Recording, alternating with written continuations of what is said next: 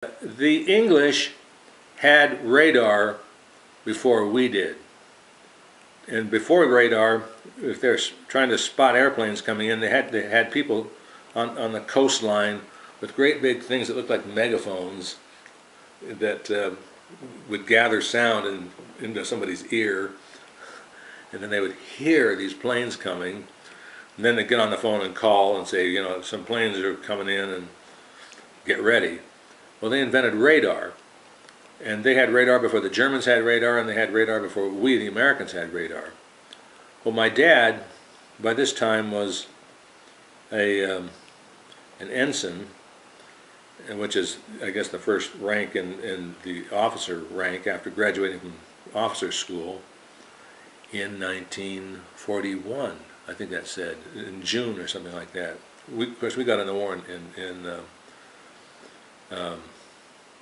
December 1941. So he went over to England with a group of other naval officers to study naval uses of radar. So they would have, on a ship, they'd have what they called a radar shack, a little building up on top, where the guys would be in there looking at this scope going around, and you see little blips on the scope, and you can figure out where these blips are and how fast they're moving and which direction they're going. Well, one of the uses of this radar was on motor gunboats. Now, the Americans had motor gunboats, the British had motor gunboats, and the Germans had motor gunboats. It's a very fast, small boat, and really lightweight, and they're often made of wood, and this one was made of plywood. And the torpedo boats was another version of the same thing. John F. Kennedy, President Kennedy, was on PT 109 in one of those torpedo boats in the Pacific.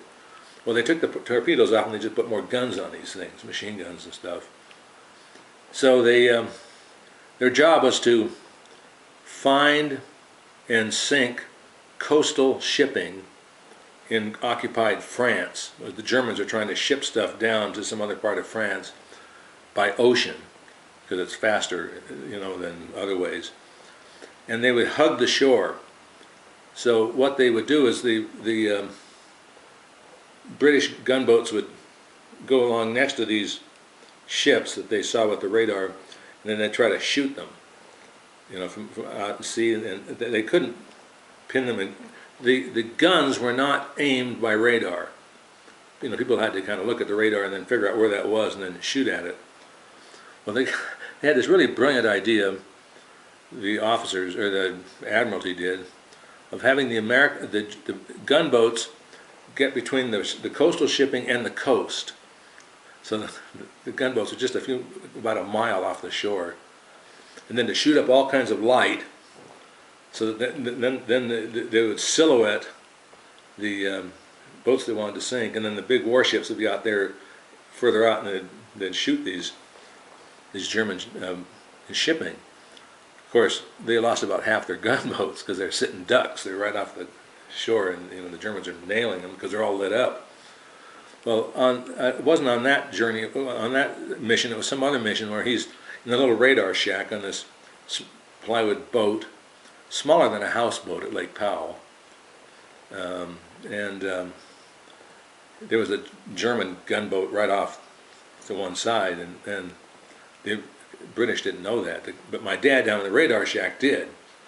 So he kind of quietly went up to where the captain was, and says, pointed right over there, and just then the German boat opened up on him and started shooting them with, you know, their machine guns and stuff. And every fourth bullet is illuminated. They call it a tracer, so you can see where your bullets are going. So if you see a tracer and another tracer, you know, in between those tracers it was 3 or 4 bullets that were not tracers. So he kind of froze, he said, right up against the wall of this thing. And instead of kind of hunkering down and being as small a target as he could, he did what most people do. They flattened themselves against the wall and they put their arms out, and they become the biggest target you can be. And he said, a tracer went on one side of him, and then a tracer went on the other side of him, and for the, you know, he says, I don't know what happened to those other 4 bullets. I should have been where he was. But a guy who was standing right behind him, a Brit, was killed.